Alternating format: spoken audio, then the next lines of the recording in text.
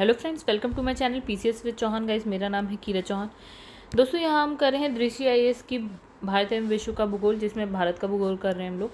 Chapter number 15 start करेंगे, जो कि है प्रजातियाँ एवं जनजातियाँ, यानी कि रेसेस एंड ट्राइब्स। तो दोस्तों, अगर आपको वीडियो अच्छी लगे तो मुझे वीडियो को लाइक करिएगा।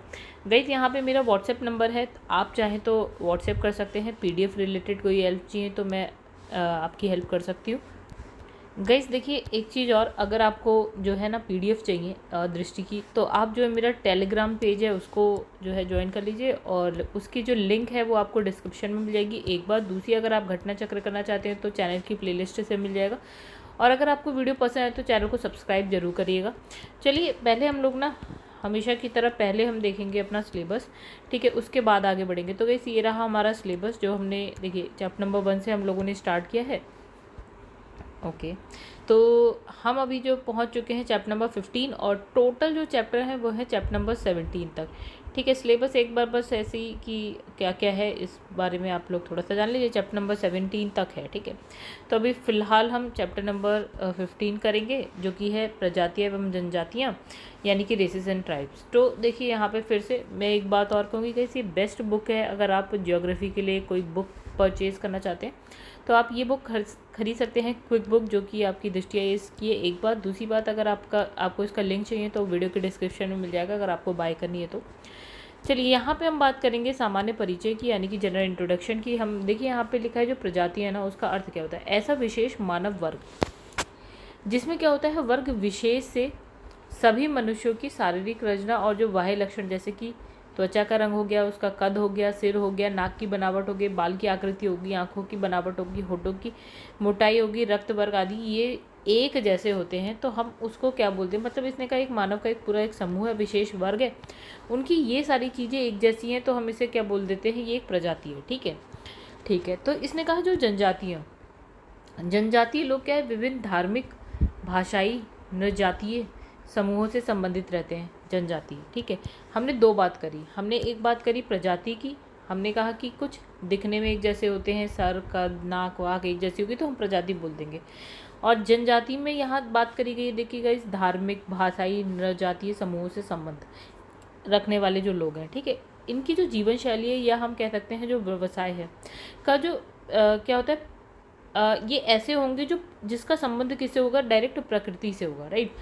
अब और घनिष्ठ संबंध होगा, ठीक है। अब इसमें कहा सामाजिक और आर्थिक दृष्टि से ये क्या होंगे, पिछड़े हुए होंगे। मतलब अगर आप देखें समाज में तो ये पिछड़ा वर्ग होगा, ठीक है, पिछड़े होंगे, ठीक है। और आर्थिक दृष्टि से पैसा वैसा नहीं होगा, कम होगा, जो भी है, तो पिछड़े होंगे, ठीक है। यानी कि हमने दो बात कर ली, प्रजाति क्या होती है, जनजातियाँ क्या होती हैं। अब इसने कहा सरल शब्दों में, अब देखिए, तो इसने कहा जनजाति वो सामाजिक समूह है जो राज्य के विकास के पूर्व अस्तित्व में था। मतलब इसने कहा कि अभी इनका विकास फिलहाल नहीं हुआ है, ठीक है। अब दूसरा इसने कहा कि जो अभी भी राज्य की मुख्य धारा से अलग थलग है, मतलब कि राज्य अलग हिसाब किताब चल रहा है इनका, ये अभी भी बहुत पीछे है, ठीक है। अब इसने कहा जनजाति वास्तव में क्या, भारत के आदिवासियों के लिए हम इस्तेमाल करते हैं जनजाति शब्द, ठीक है, वैधानिक पद है। अच्छा, अब आ जाते हैं भारत की प्रजातियों की बात करते हैं, यानी कि रेसेस ऑफ इंडिया की बात करते हैं। इसने कहा भूगोल वेताओं का मानना है, क्या मानना है, कि भारत में आने वाली जो सबसे पहली जो ये थी प्रजाति, यानी कि निग्रो, या हम बोलते हैं निग्रीटो, ठीक है। तो इम्पॉर्टेंट हो गई, ये भूगोल वेता मानते हैं कि सबसे पहले कौन आए थे, निग्रो आए थे भारत में, ठीक है। और इसके बाद देखिए, ये दो चार हैं, आप दो चार बार पढ़ेंगे तो ऐसे याद हो जाएगा। तो सबसे पहले निग्रोटो, ठीक है, निग्रोटो एक बात है, ठीक है। दूसरे इसने कहा प्रोटो ऑस्ट्रेलॉइड, ठीक है। तीसरा इसने कहा भूमध्य सागरीय प्रजातियाँ, ये आई भारत पे। और सबसे लास्ट में इसने कहा कि आए नार्डिक प्रजाति का आगमन हुआ, ठीक है। तो हमें यहाँ पे चार याद कर लीजिएगा, कोई बहुत मुश्किल नहीं है। निग्रो हो गई आपकी, ऑस्ट्रेलिया से आप ऑस्ट्रेलॉइड याद कर लीजिए, भूमध्य सागरीय याद कर सकते हैं आप, सिंपल है।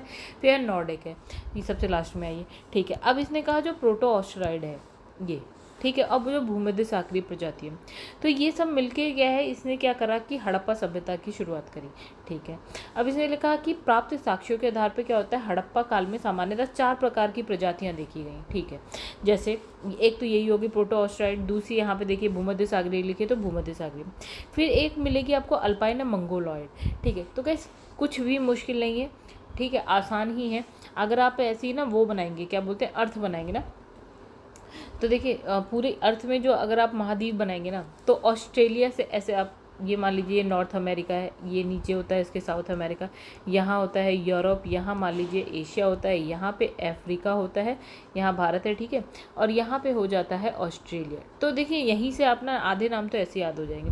देखिए यहाँ पे हम मान लेते हैं, यहाँ पे प्रोटो ऑस्ट्राइड हो जाएगी, ऑस्ट्रेलिया से याद रखिएगा। यहाँ पे भूमध्य सागर है, भूमध्य सागरीय हो जाएगी, ठीक है। तो एक हो गया आपका अल्पाइन, अल्पाइन पूरा एक पर्वत श्रेणी है आपकी, ठीक है, अफ्रीका में मिल जाएगी आपको, ठीक है। और एक हो गई मंगोलाइड, आप यहाँ पे मान लीजिएगा, ठीक है। तो ये 3-4 है, एक नाम से इतने आसान है, ठीक है। तो आगे बढ़ जाते हैं। अब इसने यहाँ बोला कि डॉक्टर B.S. गुहा ने भारतीय उपमहाद्वीप की मानव जनजातियों को क्या है 6 प्रजातियों में बांट दिया। मतलब इसने कहा कि जो भारतीय उपमहाद्वीप है ना, उसमें जो मानव प्रजातियां हैं वो उसको हमने मतलब कि डॉक्टर B.S. गुहा ने 6 प्रजातियों में बांट दिया। फिर वही वाली बात, एक आपने अभी पढ़ा था निग्रो, ठीक है, दूसरा आपने प्रोटो ऑस्ट्राइड पढ़ा था, मंगोलाइड पढ़ा था आपने अभी, ठीक है, भूमध्य सागरीय पढ़ा, ठीक है। 4 तो ऐसे ही हो गए। नॉर्डिक सबसे लास्ट में आने वाली, ये भी हमने पढ़ लिया। फिर इसमें चौड़े सिर वाले पाश्चात्य या लघु शीर्ष, ये होगा एक और, ठीक है, यानी कि ये थोड़ी सी नई है, अभी तक हमने नहीं पढ़ा था, ठीक। अब चलिए आगे बढ़ते हैं। अब इसने यहाँ पे बोला जो प्रमुख प्रजातियाँ हैं, फिर उसका निवास स्थल क्या है और इसकी विशेषताएं क्या है, इस बारे में बात करते हैं। तो देखिए हमने 6 हैं, 6 में से जो सबसे पहली है निग्रोटो, ठीक है, निग्रोटो, ये कहाँ कहाँ आपको मिलेगी। तो जो निग्रो मिलेगी ना, देखिए कहाँ मिल रही है यहाँ पे, अंडमान निकोबार हो गया आपका, मध्य प्रदेश है, छत्तीसगढ़ है, आंध्र प्रदेश है, कर्नाटका है, तमिलनाडु, केरल की पहाड़ी यहाँ मिलेगी। अब देखिएगा अब इसे कैसे याद रखें, भारत बनाया आपने। अब देखिए अंडमान निकोबार नीचे की साइड मिल जाएगा यहाँ पे, ठीक है, मध्य प्रदेश यहाँ कहीं बीच में मिल जाएगा, छत्तीसगढ़ यहाँ मिल जाएगा आपको, ठीक है, महाराष्ट्र यहाँ मान लेते हैं, फिर आंध्र प्रदेश यहाँ मिल जाएगा, कर्नाटका यहाँ मिल जाएगा आपको, तमिलनाडु यहाँ मिल जाएगा, केरल। मतलब आपने कहा प्रायद्वीपीय भारत में अगर हम बात करें तो आपको ये निग्रोटो मिल जाएगी। अब इसमें क्या विशेषता है, मतलब आप कैसे पहचानेंगे कि ये निग्रो हैं। इनके जो बाल होते हैं घुंघराले होते हैं, नाक होती है चौड़ी समतल होती है, राइट, चौड़ी होगी समतल होगी, कद इनका छोटा होगा, नाटा है, 105 सेंटीमीटर के आसपास होंगे। त्वचा का रंग कैसा हो जाएगा, काला। वैसे भी हम जाते हैं प्रायद्वीपीय भारत में, जब आप नीचे की तरफ साउथ में जाते हैं वैसे भी लोग काले काले होते हैं, ठीक है। इसमें लिखा है कि गोल सिर होगा, बाहर की ओर निकला हुआ क्या होगा, जबड़ा होगा, ठीक है। आगे बढ़ते हैं। अब प्रोटो ऑस्ट्राइड की बात करते हैं। तो देखिए ये कहाँ मिलेगी आपको, ये मिलेगी आपके मध्य दक्षिण भारत के जंगलों में मिल जाएगी, ठीक है, जंगलों में, मध्य और दक्षिण भारत के जंगलों में मिल जाएगी, पहाड़ी क्षेत्रों में, उत्तर भारत में भी मिलेगी। अच्छा, इनका जो वो होता है बाल कैसे होते हैं, लहरदार होते हैं, नाक चौड़ी चपटी नीचे की ओर दबी हुई होती है, और अन्य लक्षणों में क्या है, निग्रो के ही समान है ऑलमोस्ट ये, क्योंकि देखिए मध्य और दक्षिण एशिया में जैसे होंगे वैसे ही वो ये भी वही वो भी वही, ठीक है। अब इसने कहा मंगोलॉइड की बात करते हैं, चलो ये देखते हैं कहाँ मिलेंगे। तो कई सब ये देखिए ठंडे ठंडे वाली जगह पे मिलेंगे, लद्दाख ठंडा, सिक्किम ऊपर की तरफ, अरुणाचल प्रदेश, उत्तर पूर्वी राज्य जो पहाड़ी वाले क्षेत्र हैं वहाँ मिल जाएंगे। अब इनके शरीर और चेहरे पर क्या होते हैं, बाल कम, सपाट चेहरा होता है, गालों की जो हड्डियाँ होती हैं वो क्या होता है, बाहर की तरफ निकली होती है, आंखें क्या तिरछी होती है, अध खुली होती हैं। वैसे भी आप जब ऊपर पहाड़ों की तरफ, लोगों की आंखें छोटी छोटी आपको दिखेंगी, और कद भी बहुत ज़्यादा नहीं होता है, मध्यम आकार के होते हैं, रंग इनका होता है पीला, ठीक है। आ जाओ मध्य सागरीय पे आ जाओ। तो इसने कहा कि ये कहाँ कहाँ मिलेगी। तो देखिए ये लिखा है यहाँ पे, पंजाब, सिंध, राजस्थान, पश्चिमी उत्तर प्रदेश और दक्षिण भारत में मिल जाएगी। तो गाइस यहाँ पे फिर से देखिए, अगर आप भारत को ऐसे बनाएंगे ना, ऐसे करके, ठीक है, तो भारत में यहाँ पे पंजाब मिल जाएगा, ये वाला पंजाब पाकिस्तान में भी, इनफैक्ट सिंध पाकिस्तान में मिल जाएगा, राजस्थान आपको यहाँ मिल जाएगा, पश्चिमी उत्तर प्रदेश आपको यहाँ मिल जाएगा, आधे तो यहीं मिल जाएगा, थोड़े दक्षिण भारत इसने बोल दिया, मतलब आधे से ज़्यादा तो आपको यहीं मिलेगी। भूमध्य सागरी यहाँ कहीं होता है, यहाँ से लोग आए होंगे, यहाँ रुक गए होंगे। शरीर चेहरे पर कम बाल होते हैं, रंग इनका भूरा होता है, नाक कैसी होती है, पतली उभरी हुई होती है, आँखें कैसी होती है, बड़ी होती हैं, खुली हुई होती है, ठीक है। अब इसने कहा चौड़े सिर वाले जो होते हैं, नाम से ही पता चल रहा है, एक तो ये कहाँ कहाँ मिलेंगे आपको, सिंध प्रदेश में मिलेंगे, गुजरात, महाराष्ट्र, आंध्र प्रदेश, तेलंगाना, कर्नाटका, तमिलनाडु में मिल जाएंगे, याद रखिएगा। और इसमें देखिए इनके सिर होते हैं चौड़े चौड़े से, नाम से लघु शीर्ष वाले, ठीक है। इसमें लिखा है कद मध्यम छोटा लंबा होता है इनका, चेहरा गोल होता है, रंग गोरा होता है, नाक कैसी होती है, उभरी हुई या कैसी होती है, लंबी होती है। नॉर्डिक जो सबसे लास्ट में है तो ये पंजाब हरियाणा राजस्थान में मिल जाएंगे, मतलब वही वाला साइड है, पश्चिम नॉर्थ वेस्ट वाला साइड है भारत का। और इनके सिर जो होते हैं लंबे होते हैं, नाक क्या सुविकसित होती है, रंग साफ होता है, शरीर सुगठित होता है। ठीक है, आगे बढ़ते हैं।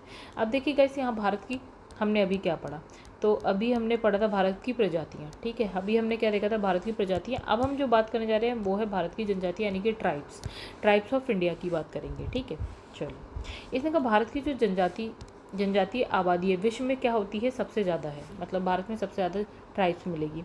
ठीक है, जो यहाँ की क्या है मूल निवास करने वाली जनसंख्या का प्रतिनिधित्व करती है। कौन? भारत की जो जनजातियाँ हैं वो। ठीक है, चलिए बात करें जनजाति क्या है। जनजाति एक ऐसा सामाजिक समूह होता है ना जो एक विशेष क्षेत्र में रहता है। ठीक है, और क्या होता है, अपने ही समूह में क्या करता है, विवाह करता है। लिंग पर आधारित जो श्रम विभाजन के अतिरिक्त अन्य श्रम विभाजन नहीं करता, मतलब जो श्रम विभाजन है लिंग पे आधारित होता है। वंशानुगत अन्य प्रकार के जनजातीय सरदारों से प्रशासित होता है। ठीक है, अब इसने कहा इसके प्रत्येक समूह की अलग अलग क्या होती है, भाषा होती है। अलग अलग समूह, अलग अलग भाषा। अब इसने कहा जो अनुसूचित जनजाति यानी कि हम जो एसटी कहते हैं ना, एसटी शेड्यूल्ड ट्राइब के अंतर्गत किसी भी जाति को शामिल करने के लिए क्या होते हैं, कुछ मानक होते हैं। जैसे क्या, अगर कोई एक समूह है एक जैसा है, ठीक है, इसकी भौगोलिक एकाकीपन देखा जाएगा, उनकी विशिष्ट संस्कृति देखी जाएगी, उनका पिछड़ापन देखा जाएगा, संकुचित स्वभाव देखा जाएगा, आदिम जाति के जो लक्षण हैं वो देखे जाएंगे कि इनके अंदर आदिम जाति के लक्षण है या नहीं, कि हम इन्हें ट्राइब घोषित कर दें। ठीक है, चलो। अब इसने कहा ये जो है मानक, ये मानक क्या है, संविधान में स्पष्ट तो नहीं है लेकिन अच्छी तरह से क्या है बरकरार, मतलब हम संविधान में तो ऐसा नहीं लिखा है कि ये चीज़ें होनी चाहिए, बट हाँ ठीक है, अगर ये सारी चीज़ें हैं तो हम इन्हें जनजाति घोषित कर सकते हैं। जनजाति समूह अपनी जो है सांस्कृतिक और क्षेत्रीय संगठनों के प्रति क्या होता है, बहुत ज़्यादा संवेदनशील होता है। एक बात अब से कहा कि भारत के संविधान में इन्हें क्या अनुसूचित जनजाति कहा गया है, मतलब शेड्यूल्ड ट्राइब कहा गया है, आर्टिकल 342। किंतु जो भारतीय संविधान जो है अनुसूचित जनजाति को परिभाषित नहीं करता, मतलब इसने कहा कि हमने इन्हें अनुसूचित जनजाति तो कहा लेकिन हमने इसे परिभाषित नहीं किया संविधान में, राइट। और ये आर्टिकल याद रखिएगा एसटी के लिए है 342, ठीक है, हमने परिभाषित नहीं किया। वस्तुतः जनजातियों को अनुसूचित जनजाति कहने का जो कारण है क्या है, स्वतंत्रता से पहले क्या होता है, अंग्रेजों द्वारा इनकी विशिष्ट भौगोलिक पहचान, इनका व्यवहार, इनकी सांस्कृतिक विशेषता, इनके रीति रिवाज, इस पर आधार, मतलब ये जो है ना, इसके आधार पर क्या है, एक विशिष्ट अनुसूची में इन्हें क्या कर दिया, सूचीबद्ध कर दिया गया था। ठीक है, तो इसने कहा कि सबसे पहले अगर हम बात करें तो ये नाम याद रखें, ठक्कर बापा द्वारा जो है जनजातियों के लिए जो है ना आदिवासी शब्द का प्रयोग किया गया। तो ये हो गई बात, इंपॉर्टेंट क्वेश्चन। ठीक है, सबसे पहले जनजातियों के लिए आदिवासी शब्द किसने यूज़ किया था, तो इन्होंने किया था, ठक्कर बापा। ओके, आगे बढ़ते। तो भारत की जनजाति जनसंख्या के वितरण को 3 मुख्य क्षेत्रों में बांटा गया, मतलब भारत की जनजातीय जनसंख्या को देखा जाए तो भारत को 3 भागों में बांट दिया, जिसमें हमने जनजातियों की बात करी। एक हो गया आपका उत्तर या उत्तर पूर्वी प्रदेश, ठीक है, एक हो गया मध्यवर्ती क्षेत्र हो गया, एक हो गया दक्षिण। तो यहाँ की जनजातियों की बात करी, जैसे उत्तर पूर्वी में अगर हम बात करें तो इसमें क्या होता है, हिमालय के जो तराई क्षेत्र है वो भारत का जो उत्तर पूर्वी राज्य यानी कि जो नॉर्थ ईस्ट वाले राज्य हैं, ये वाले अरुणाचल प्रदेश, ये नागालैंड, मणिपुर, ये वाले, तो ये आ गए। ठीक है, और हिमालय का तराई वाला एरिया आ गया जो कि उत्तर कहा जाता है। ठीक है, अब इसने एक ये बात कर दी। अब इसने कहा मध्यवर्ती क्षेत्र की बात करें तो इसमें प्रायद्वीपीय पठार के पठारी क्षेत्र आ गए, मध्य प्रदेश आ गया, दक्षिण में राजस्थान आ गया, मतलब राजस्थान का दक्षिण वाला हिस्सा आ गया, छत्तीसगढ़ आ गया, उत्तर प्रदेश का भी दक्षिण वाला, क्योंकि ये सब जो प्रायद्वीपीय भारत से जो है टच में आते हैं। ठीक है, झारखंड है, बिहार, गुजरात, उड़ीसा, ये सब आ गए। ठीक है, अब इसने कहा दक्षिण वाले क्षेत्र को भी ले लो यहाँ पे। अब इसमें क्या है, आंध्र प्रदेश है, तेलंगाना, कर्नाटका, केरल, तमिलनाडु आ गया। ठीक है, जो दक्षिण वाला है वो उसमें देखिए कौन सा, आंध्र प्रदेश आ गया, तेलंगाना आ गया, यहाँ पे तमिलनाडु है, यहाँ पे केरल है, कर्नाटका है, ये वाला एरिया एक वर्ग में आ गया, यहाँ वाला एक साथ आ गया, फिर यहाँ वाला और ये वाला एक साथ आ गया। ठीक है, अच्छा, तो इन तीनों क्षेत्र के अतिरिक्त अगर हम बात करें तो अंडमान निकोबार, लक्षद्वीप में भी जनजातियाँ मिल जाएंगी आपको, जिसमें से कुछ जो है वर्तमान में भी अपने जो है मूल रूप में निवास करती हैं। मतलब अभी भी जो यहाँ की जनजातियाँ हैं वो जनजातियों की तरह ही हैं जैसे पहले की होती थी, मतलब पत्ते वत्ते पहनना, भाला वाला लेके चलना, वो वाला। ठीक है, अब भारत सरकार द्वारा इन्हें क्या है, संरक्षण प्रदान कर दिया गया है। मतलब कि आप उनसे नहीं मिल सकते, आप उनकी जगह पे नहीं जा सकते, उन्हें अलग रहने दो, ये वो। तो उन जनजातियों में कौन सा है, जैसे कि ये 3-4 नाम है जो कि ना इम्पॉर्टेंट है। ठीक है, इनकी बात होती रहती है तो इम्पॉर्टेंट है तो रट लीजिएगा। ठीक है, जैसे आपका हो गया शैम्पेन जनजाति है, एक आपकी जारवा है, आपका सेंटेलीज है। एटलीस्ट ये 3 तो याद कर लीजिएगा, बहुत मुश्किल भी नहीं है। ठीक है, अब देखिए भारत के कुछ प्रमुख जनजातियों की बात करेंगे हम, जनजाति समुदाय की। तो एक तो ये देखिए बहुत इंपॉर्टेंट है, ये वाला याद रखिएगा, भील। अच्छा, तो ये जो भारत की ना सबसे बड़ी जनजाति है, एक बात। ठीक है, कहाँ मिलेगी आपको, राजस्थान में मिल जाएगी, आंध्र प्रदेश में मिल जाएगी, छत्तीसगढ़ में मिल जाएगी, गुजरात में मिल जाएगी, महाराष्ट्र में मिल जाएगी, कर्नाटका, त्रिपुरा में मिल जाएगी। यानी कि 7 राज्य का नाम लिखा है, तो आप ये कोशिश करिएगा याद रहे। देखो, राजस्थान से टच में आता है गुजरात, महाराष्ट्र। ठीक है, महाराष्ट्र से टच में आ जाता है ये आपका कर्नाटका। ठीक है, कर्नाटका के बाद एक है आंध्र प्रदेश, भी वहीं पे आ जाता है, और छत्तीसगढ़ आ जाता है। ठीक है, त्रिपुरा। आप याद करेंगे, 2-3 बार देखेंगे याद हो जाएगी। इसने कहा भील शब्द की उत्पत्ति जो है ना, द्रविड़ शब्द क्या है, बील से हुई है। मतलब भील शब्द की उत्पत्ति हुई है बील से। बील कौन सा शब्द है, द्रविड़ शब्द। ठीक है, इसका अर्थ होता है भील का धनुष। चलो, तो हाँ, तो इसने कहा कि इनके जो रीति रिवाज है ना वो राजपूतों की तरह है, और ये जो लोग हैं भीली भाषा बोलते हैं, एक बात। ठीक है, तो ये बात इंपॉर्टेंट है, देखिएगा। इस भाषा तो भील से याद ही हो जाएगा, लेकिन जो इनके रीति रिवाज है वो राजपूतों की तरह है। अब आ जाते हैं गोंड जनजाति। तो ये भी हो गई हमारी इंपॉर्टेंट जनजाति, भारत की दूसरी सबसे बड़ी जनजाति हो जाएगी, और ये लगभग जो है ना 13 राज्यों में निवास करती है।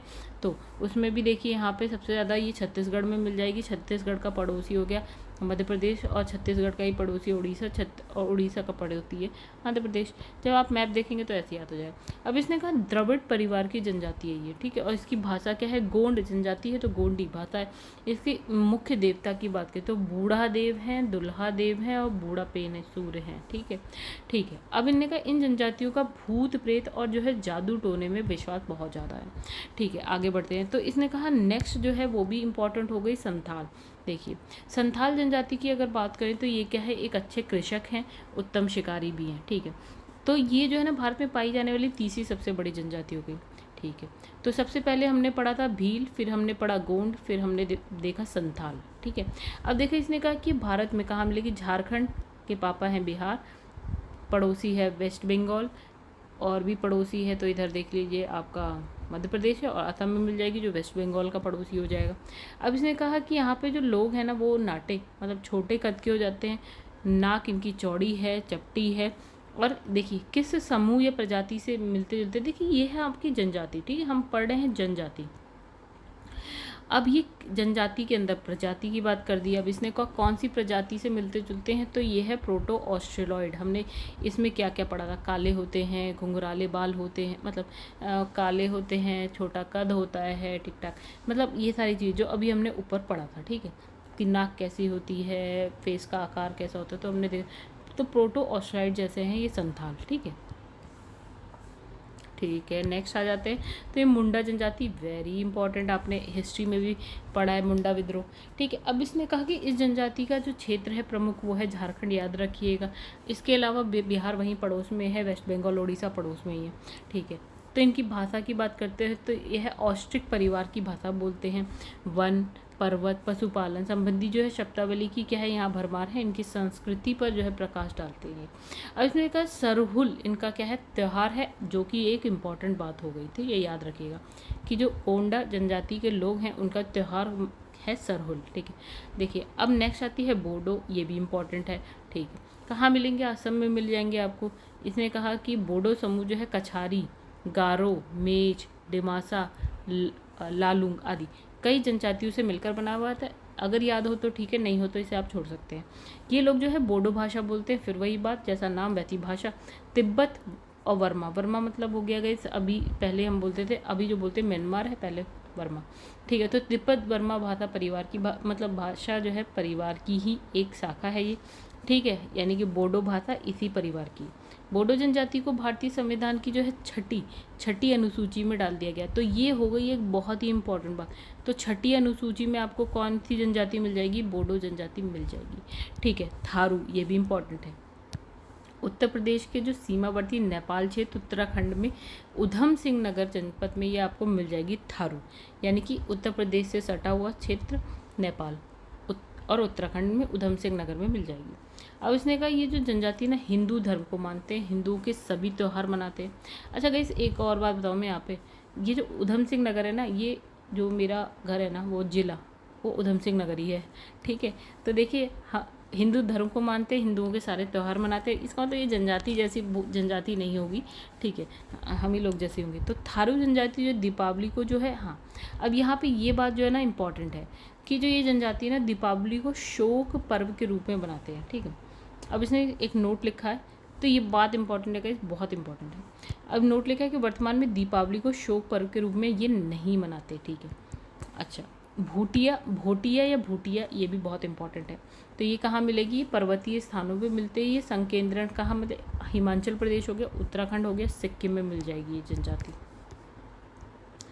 तो ये तीनों पहाड़ पे ही हुए। फिर इसने कहा आर्थिक, शैक्षणिक, सामाजिक रूप से जो ये जनजाति है बहुत ही ज़्यादा पिछड़ी हुई है। भोटिया जनजाति जो है आपका ऋतु प्रवास हेतु प्रसिद्ध है। इसका मतलब गर्मी में कहीं होते हैं, ठंड में कहीं और चले जाते हैं, बारिश में कहीं और चले जाते हैं, चलते ही रहते हैं। नागा की बात करते हैं, तो ये भी इम्पोर्टेंट है।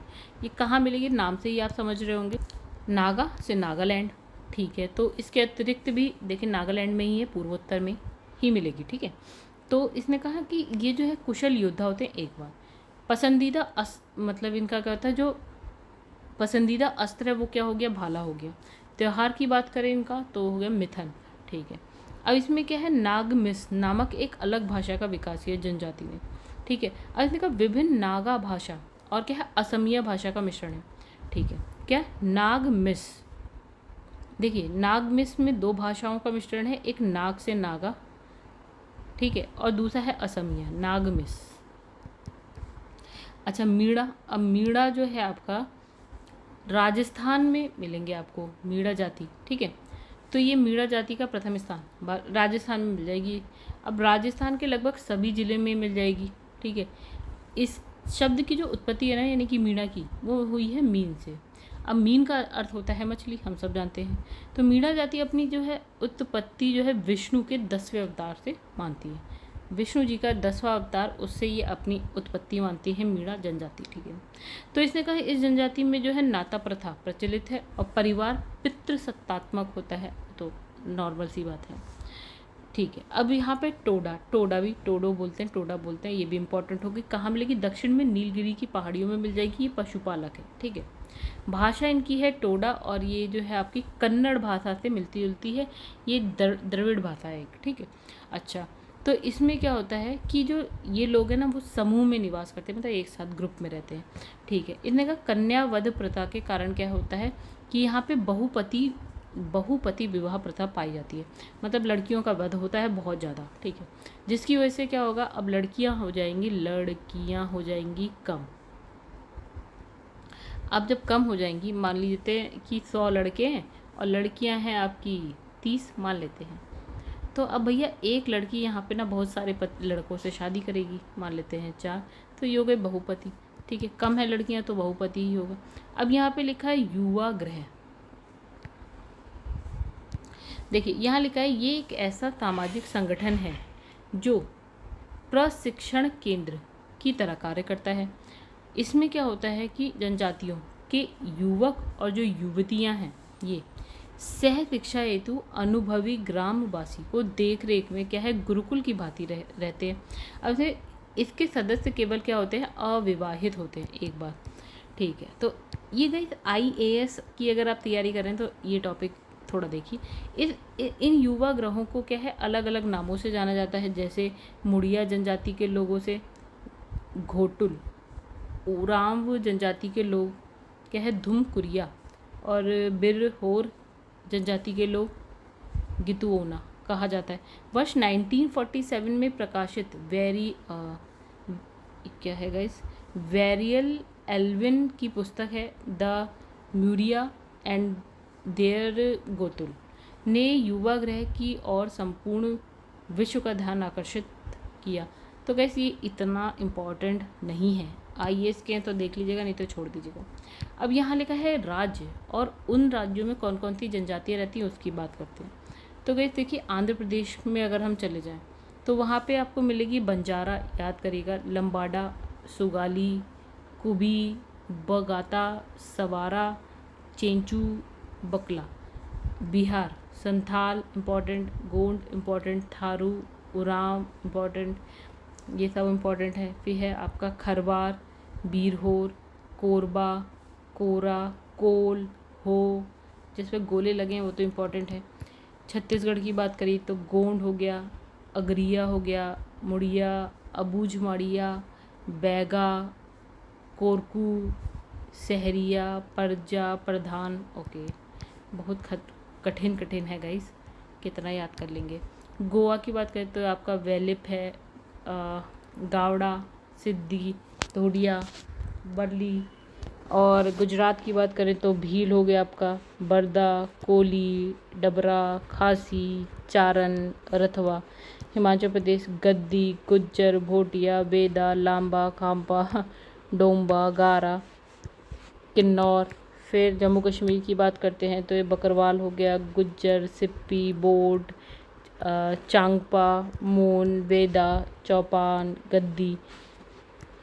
झारखंड संथाल, मुंडो, हो, राम, बिरहोर, कोरबा, बैगा, नगेशिया, असुर। ठीक है। फिर है कर्नाटका की बाल्मीकि हो गया, नेकड़ा, थेरावा। फिर है हक्की पिक्की, इरूला, जैनुकुरुबा। फिर है टोडा इम्पॉर्टेंट, बरली। ठीक है। केरल में आ जाते हैं तो पनियन हो गया, मविलन हो गया, नायर है, डाफर, उराली, चेंचू, मोपला इम्पॉर्टेंट है, मोपला विद्रोह आपने पढ़ा होगा, सुमाली, इरुला। फिर है मध्य प्रदेश में है भील, गोंड, अगरिया, बिंझवार, प्रधान, गेरवाल, कोल जनजाति का भी आपने देखा होगा, कोरकू, सहरिया, ओझा, बैगा। महाराष्ट्र में है कोली, भील, डुंगरी, गरसिया। फिर है वर्ली, पोमला। ठीक है। उड़ीसा में बात करें तो खोंड, कोल्हा, गोंड, मुंडा, बोडो, बहुत इंपॉर्टेंट है। तो महाली, संथाल, और आपका मुआंग संथाल आपने विद्रोह सुना है।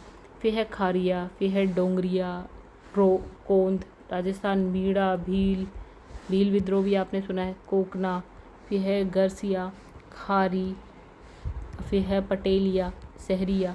सिक्किम में आपका भोटिया इम्पॉर्टेंट है, लिम्बू, लेपचा इम्पॉर्टेंट है। यह तमांग। फिर इसमें तमिलनाडु टोडा, इरुला, उरेली, कादर। फिर है तेलंगाना में आपका Sugali, Lambadi, Banjara, Chenchu, Pahari Reddy, Kulia, Thoti. Uttar Pradesh Jaunsari important, Tharu important, Gond important, Sahariya important, Kharwar, Buksa important, पतरी। ठीक है। उत्तराखंड जौनसारी इम्पॉर्टेंट, थारू, बुक्सा, भोटिया, राजी, सारी इम्पॉर्टेंट। वेस्ट बंगाल संथाल, उरांग, भूमजी, मुंडा, लोधा। फिर है अरुणाचल प्रदेश अबोर, डफला इम्पॉर्टेंट, अपातामी, खोवा, गालो, मोम्बा। फिर है मिश्मी इम्पॉर्टेंट। असम बोरो, मिरी, कार्बी, राभा, कछारी, सोनवल, लुसाई। मणिपुर कुकी, हाँ इम्पॉर्टेंट, कुकी। फिर है तांगखुल, फिर है थाडो, नागा, मेठी। मेघालय गारो, खासी, जयंतिया, भोई, मिकिर, ये सब इम्पॉर्टेंट। फिर है मिज़ोरम में मीज़ो, पावी, लाखर, चकमा। नागालैंड नागा, कोन्याक, अंगामी। फिर है त्रिपुरा रियांग, त्रिपुरी, जमातिया, चकमा। अंडमान एंड निकोबार द्वीप समूह अंडमानी, निकोबारी, सेंटिलीज, जारवा, जारना, ओंजे, शैम्पेन, येरे, केडे, कोरा, टाबू। तो गोल वाले तो सारे इम्पोर्टेंट। दादर और नागर हवेली की बात करें तो कोकना, वर्ली, थोडिया। दमन एंड दीव की बात करते हैं तो यहाँ पे लिखा है दुबला, वर्ली, घोड़िया, बेकड़ा। ओके। लक्षद्वीप में है वासी, पुडुचेरी में है इरुलर, पिल्ली और विट्टकरवा सहित। ठीक है, ओके गाइस, बहुत ही खतरनाक है, पता नहीं कैसे यार याद कर लेते हैं लोग। मैं सही बताऊँ, मेरे सबसे वीक पॉइंट यही है, जनजातियों वाला जो चैप्टर है मुझे याद ही नहीं होता। नेक्स्ट टॉपिक जो है वो है भारत की जनजातीय जनगणना की बात कर लेते हैं 2011 की। तो 2011 की जनगणना के अनुसार अगर हम बात करें जनजातियों की कुल संख्या की बात करें तो ये लिखी हुई है। तो कैसे क्या लिखा हुआ है, यहाँ लिखा है 10,42,81,034। ठीक है, यानी कि अगर पूरे भारत की जनसंख्या की बात करें 8.6% जो है जनजाति मिल जाएंगी, जिसमें ग्रामीण 11.3 है और जो शहरी वह 2.8% है। ठीक है, अब इसने लिखा है कुल जो है समूह संख्या लगभग कितनी है, यहाँ पे 705 है। ठीक है, व्यक्तिगत जाति समूह कितनी है, 705।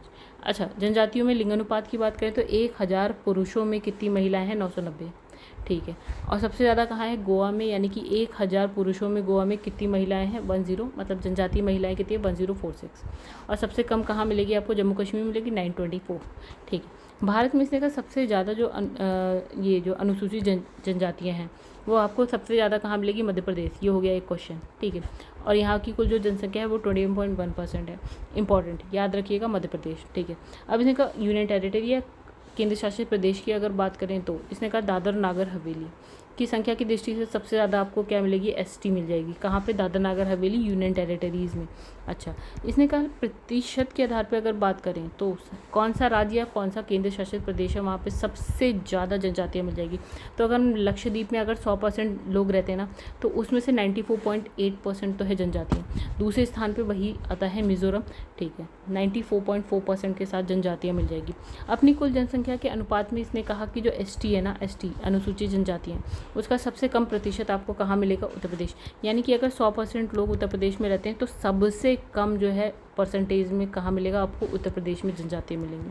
अब इसने कहा भैया ऐसी भी हैं जहाँ जनजातियाँ नहीं पाई जाती हैं, जैसे दिल्ली में नहीं है, हरियाणा में नहीं है, पंजाब में नहीं है, चंडीगढ़ में नहीं है, पुडुचेरी में नहीं है। तो देखो ये तो पड़ोसी हैं, तीनों भाई बहन हैं। ठीक है, उसके बाद 2 यूनियन टेरिटरीज़ हैं जहाँ पे आपकी विधानसभाएं। ठीक है, दिल्ली पुडुचेरी यहाँ पे नहीं मिलेगी। अब इसने कहा अनुसूचित जनजातियों की अगर हम साक्षरता की बात करें 2011 की जनगणना के अनुसार तो यहाँ पे ये कितनी है, 59% है। ठीक है, और 2001 में कितनी थी, 47.1%, यानी कि 2011 में थोड़ी सी बढ़ गई। ठीक है, अब इसने कहा जिसमें पुरुष 68.5% साक्षर हैं, जो महिलाएं हैं वो कम हैं पुरुषों की तुलना में, 49.4% साक्षर है।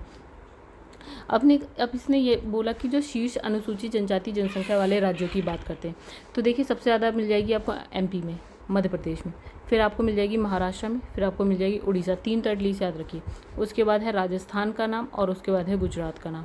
ठीक है, तो प्रतिशत की दृष्टि से शीर्ष अनुसूचित जनजातियों वाले राज्य और केंद्र शासित प्रदेशों को मिला के अगर हम बात करें, देखिए यहाँ पे पहले हम देखा था एमपी एमएच यानी कि महाराष्ट्र और उड़ीसा देखा था, लेकिन अब जो हम देख रहे हैं ना उसमें राज्य और यूनियन टेरिटरीज यानी कि केंद्र शासित प्रदेश दोनों को मिला दिया। तो हमने देखा सबसे पहले नंबर पर है लक्षद्वीप, दूसरे नंबर पर है मिज़ोरम, ठीक है, तीसरे नंबर पर है नागालैंड। अब ये देखिए कितना आसान है याद रखना, मेघालय, फिर है अरुणाचल प्रदेश। ठीक है, ये सब जो है ना गाइस यहाँ पे हम देख रहे हैं प्रतिशत की दृष्टि से। यहाँ हमने जनसंख्या देखी थी। ठीक है, अब यहाँ पे क्या है ये भी देख लेते हैं।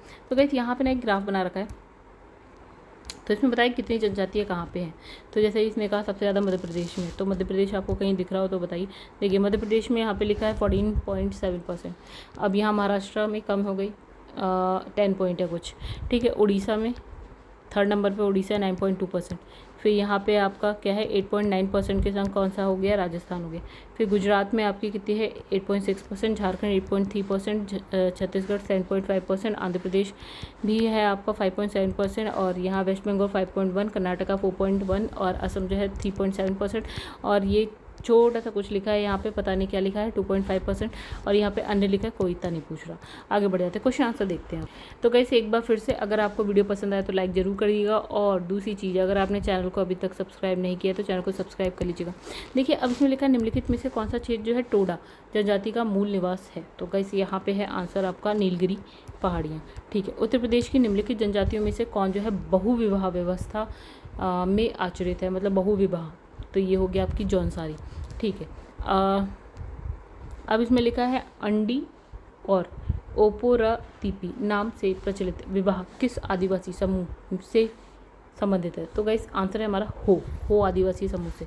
ठीक है, चौथा निम्नलिखित में से कौन आदिम जनजाति है? तो इसमें है आपकी कोरवा आदिम है। अब इसने कहा हमें मैच द फॉलोइंग है ये, तो इसमें बताना है हमें, जैसे जनजाति है उनका मूल राज्य बताना है कौन सा है। तो इसने कहा सबसे पहले है थारू। थारू आपको कहाँ मिलेगी? आपको यूपी में मिल जाएगी। भील राजस्थान में मिल जाएगी। गद्दी हिमाचल प्रदेश में है और मुंडा जो है झारखंड में मिलेगी आपको। अब कैसे इसमें बताना है जनजातीय राज्य, इसमें से सही वाला बताना है। तो ठीक है, तो यहाँ पे देखिए, यहाँ पे लिखा है लिम्बू सिक्किम में मिलेगी, बिल्कुल सही है। और कार्बी हिमाचल प्रदेश गलत है। डोंगरिया कोंद जो है आपका उड़ीसा गलत है। बोडा जो है आपका तमिलनाडु सही है, यानी कि पहला और तीसरा सही है, यानी कि ए सही है। अब लिखा है डैश, ये पीले वर्ण के तिर्यक नेत्र, उठी हुई कपोल अस्थि, वह छुटपुट केश, मध्य ऊंचाई वाला व्यक्ति है। तो ये किस प्रजाति के बारे में बात हो रही है? तो ये जो है ना गाइस, ये है मंगोलाइट के बारे में बात हो रही है, ठीक है। अब देखिए यहाँ पे लिखा 2011 की जनगणना के अनुसार निम्नलिखित राज्यों में से किसमें अनुसूचित जनजाति यानी कि ST की संख्या सबसे कम है? तो बहुत सिंपल है, आपका उत्तर प्रदेश, ठीक है। अब देखिए यहाँ पे फिर है मैच द कॉलम, जनजाति और उनके क्षेत्र बताए हुए हैं। तो देखिए सबसे पहले लिखा है बीरहोर जनजाति, कहाँ मिलेगी आपको? झारखंड में। भूटिया आपको मिलेगी सिक्किम में, ठीक है। टोडा जो है आपको मिलेगी तमिलनाडु में, और यहाँ सेंटिलीज अंडमान निकोबार द्वीप समूह में मिल जाएगी आपको। आगे बढ़ते हैं। तो गैस यहाँ पे लिखा है झूमिंग करते हैं, कौन करता है भैया? तो झूमिंग जो है ना खासी, यानी कि जो आपके जो भारत का जो आपका नॉर्थ ईस्ट वाला एरिया है ना, यानी उत्तर पूर्वी एरिया, वहाँ पे खेती होती है, एक स्थानांतरित कृषि, उसे हम झूमिंग बोलते हैं। और नॉर्थ ईस्ट में आपको मिलेगा मेघालय में मिल जाएगा खासी जनजाति मिल जाएगी आपको। भारत में जनजातियों के संबंध में निम्नलिखित में से कौन सा कथन जो है सही है, ये बताना है हमें।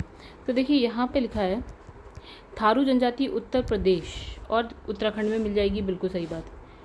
इरूला, चेंचू, सोमाली जनजाति केरल में पाई जाती है, ये भी सही बात है। फिर है गरसिया जनजाति गोवा में मिलेगी, गलत बात। गद्दी जनजाति जम्मू कश्मीर हिमाचल प्रदेश में मिलेगी, ये सब क्या है? चलवासी पशुचारक हैं, बिल्कुल सही बात, आंसर सी। चलो आगे बढ़ते हैं। निम्नलिखित पहाड़ी जनजातियों का पश्चिम से पूर्व में सही क्रम बताना है, मतलब आप पश्चिम से चलिए और पूर्व तक पहुंचिए। तो देखिए पूर्व में ना इन सब में कौन सी मिल जाएगा इसे? देखिए गारो, खासी, जयंतिया, ये सब मेघालय में, और नागा जो है नागालैंड में। तो यानी कि अगर आप बात करें तो मेघालय से भी पूर्व में नागालैंड है। तो देखिए आंसर तो बहुत सिंपल हो गया, ठीक है। तो यहाँ पे देखिए एक पहाड़ी है, मेघालय में 3 पहाड़ियाँ हैं, गारो, खासी, जयंतिया, यही सीरीज़ है। और उसके बाद आ जाता है नागालैंड, ठीक है। तो देखिए गारो पहाड़ी, खासी पहाड़ी, जयंतिया पहाड़ी, फिर नागालैंड में नागा जनजाति हो जाएगी। तो बहुत ही सिंपल सा आंसर था वैसे तो ये, यूपी PCS प्री 2017 कोई भी आंसर बता सकता था। तो गाइस ये एक बार उत्तरमाला देख लीजिए, बाकी ये जो चैप्टर है वो ख़त्म हो गया। अब गाइस यहाँ पे देखिए आपदा प्रबंधन जो हमारा नेक्स्ट चैप्टर है, चैप्टर नंबर 16, उसको करेंगे नेक्स्ट वीडियो में करेंगे।